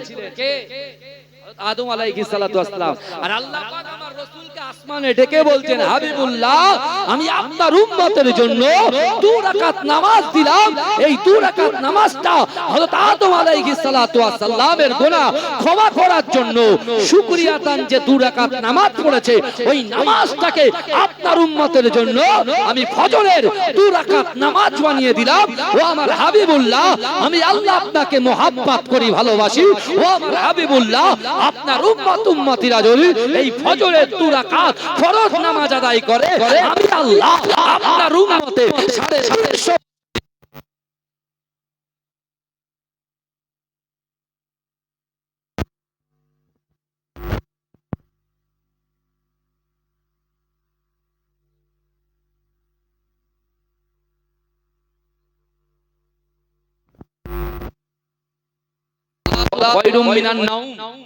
ঘুম থেকে নামাজ উত্তম। এই আজানটা যখন শুনি, অনেকে নামাজে যায় তো, এই কথা বলেন, নামাজে যায়, তো নামাজে যখন যায় এই 2 রাকাত নামাজটা আসলো কোথা থেকে? হযরত আদম আলাইহিস সালাতু ওয়াস সালাম তিনি শুকরিয়ার নামাজ পড়েছিলেন। কেন? 350 বছরের গুনাহ আল্লাহ ক্ষমা করেছিলেন তাই। আর আল্লাহ আমার রাসূলকে ডেকে বলছেন, হাবিব, এই নামাজটাকে আপনার উম্মতের জন্য ফজরের 2 রাকাত ফরজ নামাজ বানিয়ে দিলাম। আর এই নামাজটা যে পড়বে কি দেব? এই কথা বলে 350 বছরের গুনাহকে ক্ষমা করে দেব জোরে বলে। আমার ভাইরা ভালো করে বোঝে, আলোচনায় অসুবিধা হচ্ছে না তো? এই কথা বলে না, দরুদ শরীফ পড়েন, আল্লাহুম্মা সাল্লি আলা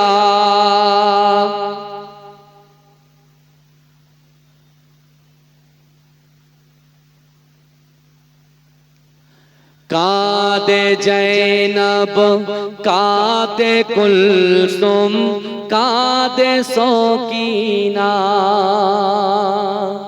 খালিদুল দুল খালিদুল দুল ফিরে লো হোসেন লোনা কাঁদে জৈনব কাঁদে কুলসুম কাঁদে সকিনা এই নসিবে লিখেছিলে তুমি গো আল্লাহ, তুমি গো আল্লাহ। শহীদের রক্ত বয়ে যায় মরুর কারবালায়, মরুর কারবালায়। দুধের শিশু দুধের শিশু মায়ের কোলে দুধ পেল না। কাঁদে জৈনব কাঁদে কুলসুম কাঁদে সকিনা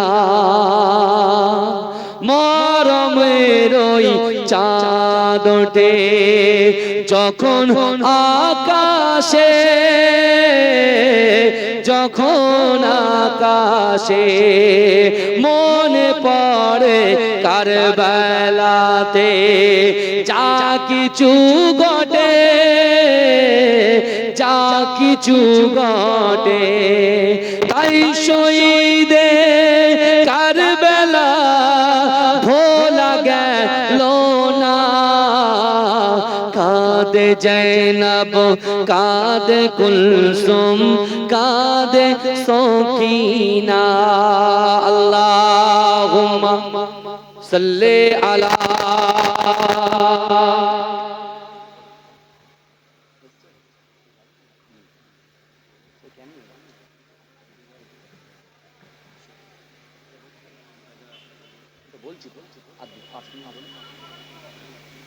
আমার বাবাজিরা ভাইরা এই বুরবিন ইয়াজিদ কি বললেন? সুযোগ দিলেন, রাসূলুল্লাহর মুহাব্বতে সুযোগ করে দিলেন যে আপনি আমার সঙ্গে কথা চালিয়ে যান, যেহেতু আমার পিছনে যে সৈন্যগুলো আছে তারা কাছে বার্তা যেন না যায়। এই বুঝছেন তো? তখন ইমাম হোসেন হুজুর রাতের অন্ধকারে তিনি আবার কি মোড় নিয়ে নিলেন, ঘুরে গেলেন। ভাই সারা রাত ঘুরে ঘুরে ঘুরে ঘুরে সেই ফজরের সময় সে এক জায়গায় এসে আবার হাজির হলেন। এই শুনছেন আপনারা?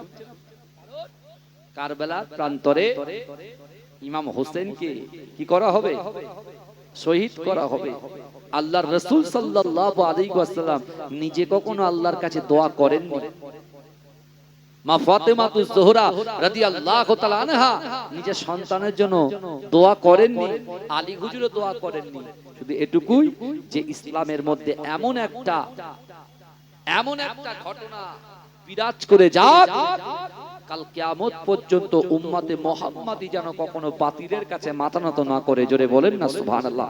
এটাই হলো তাদের ত্যাগ। তাদের আর এরা বলছে যে আল্লাহর রাসূল নিজের নওয়াসাকে পাঠাতে পারলো না, হ্যাঁ তো উম্মতে মুহাম্মাদিকে কি করে সাফাত করবে? ভাই আপনি একটা পুকুরে একটা বাচ্চাকে ডুবতে দেখেছেন, আপনার কাছে নৌকাও আছে আর আপনি সাঁতার জানেন, অথচ আপনি তাকে বাঁচাচ্ছেন না, তাই বলে আপনি কি অপারগ? এই কথা বলেন? কত সহজ। আমার বিশ্ব নবী রাসূলুল্লাহ সাল্লাল্লাহু আলাইহি ওয়াসাল্লাম এখান থেকে 4500 কিলোমিটার দূরে সবুজ গম্বুজের নিচে সিজদারত অবস্থায় রব্বি হাবলি ইয়া উম্মতি, আমার উম্মতের কি হবে, আমার উম্মতের কি হবে বলে আমার রাসূল কন্দনরত অবস্থায় আছে। আজকে বিশ্বাস করেন হে যুবকেরা ভাইয়েরা, আজকে বিশেষ করে এই সোলাপুকুর গ্রামে যুবকদের কলিজার ভিতরে, অন্তরের ভিতরে, মায়েদের কলিজার ভিতরে, অন্তরের ভিতরে আল্লাহর রাসূলের মহব্বত ভালোবাসা যদি থাকে, আমার রাসূল সাল্লাল্লাহু আলাইহি ওয়াসাল্লাম এই মুহররম মাঠে যে কোনো মুহূর্তে যে কোনো সময়ে হাজির হয়ে যেতে পারেন। জোরে বলুন না সুবহানাল্লাহ। এই জোরে বলা যাবে না, এই জোরে বলা যাবে না সুবহানাল্লাহ। আবার হুর বিন ইয়াজিদ বলছেন, আপনি এক কাজ করুন, আর একবার আপনি চেষ্টা করেন সারা দিন আমার সঙ্গে কথা বলতে থাকে, রাতের বেলা আপনি আবার আপনার গন্তব্য জায়গায় চলে যাবে। ভাই যা তিনবার গিয়ে তিনবারই একই জায়গায়। তখন হুর বিন ইয়াজিদ বলছে, আর তো কিছু করার নাই। ইমাম হুসাইন বলছে, তা আমি এখানে তো লড়তে আসিনি, ঝগড়া করতে আসিনি, কুপা মানুষরা আমাকে ডেকেছে, আমি এসেছি। বরঞ্চ একটা কাজ করো, নাই আমার ইয়াজিদের সঙ্গে সাক্ষাৎ করিয়ে দাও, নাই আমার সঙ্গে চুক্তিবদ্ধ হও, নাই আমাকে এখান থেকে কোনো একটা জায়গায় যেতে দাও, সে জায়গায় গিয়ে আমি দ্বীন ইসলামের প্রচার করব, অর্থাৎ মানুষকে আমি দ্বীন প্রচারের জন্য বলবো, অর্থাৎ আমি দ্বীন প্রচার করব। জোরে বলুন না সুবহানাল্লাহ। কিন্তু না, 7ই মুহররম, আজকে তো 10ই মুহররম, আর 7ই মুহররম অলরেডি টোটাল ফোরাত নদীর পানি সবকিছু ব্লক করে রেখেছে। কিন্তু এই হুরের অন্তরের ভিতরে আহলে বাইতের মহব্বত ছিল, কিন্তু সে আব্দুল্লাহ ইবনে জিয়াদের বয়সে কিছু বলতে পারছে। শুনছেন? হঠাৎ করে ইমাম হোসেন হুজুর বারবার এসে নসিহত করছেন, তাদের মনটাকে নরম করার চেষ্টা করছেন। তোমরা কি জানো না আমি কে? তোমরা জানো না আমি ইমাম হোসেন, বিশ্ব নবী রাসূলুল্লাহ যাকে মহব্বত করতেন, কোলে তুলে চুমা দিতেন। তাকবীর দা নারে তাকবীর। মাশাআল্লাহ, আমার খুব প্রাণ প্রিয় ভাই সাহেব এসেছেন, বুঝতে পেরেছেন, আলোচনা করবেন। আমি গুনাহগার রাকিবুল আজিজ বাখতিয়ারি এসেছি, খাস করে আমার জন্য দোয়া করবেন। বুঝতে পেরেছেন না? আলোচনা এই পর্যন্ত থাক, আল্লাহ যদি আবার কখনো সুযোগ দেয় এরপর থেকে আবার কিছু আলোচনা হবে। ওমা তৌফিকি ইল্লা বিল্লাহ। আসসালামু আলাইকুম ওয়া রাহমাতুল্লাহি ওয়া বারাকাতুহু। দরুদ শরীফ।